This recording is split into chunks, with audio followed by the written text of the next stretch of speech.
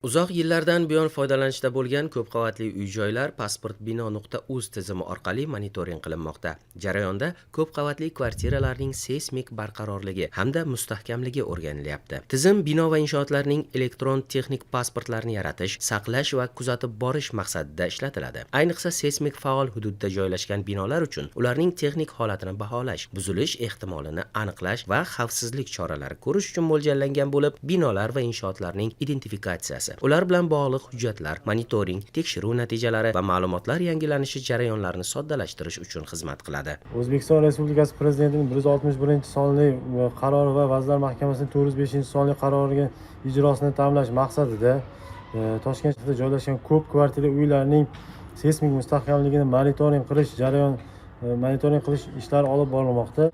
Monitoring natijasida aniqlangan kamchiliklar yuzasidan tegishli tashkilotlarga taqdimnomalar kiritilmoqda hamda uning ijrosi nazoratga olinmoqda. Respublikamiz aholisining 30% dan ortig'i 50 yildan oshgan uy-joy fondidan foydalanib kelmoqda. Pasport bino.uz tizimi uylarning texnik holati, seysmik barqarorligi va mustahkamligini muntazam nazorat qilish qanchalik muhim ekanini ko'rsatadi. Shu boisdan ko'p qavatli uylarning holatini o'rganish va aniqlangan kamchiliklarni o'z vaqtida bartaraf etishda pasport bino.uz tizimi ustuvor yo'nalishlardan biri hisoblanadi.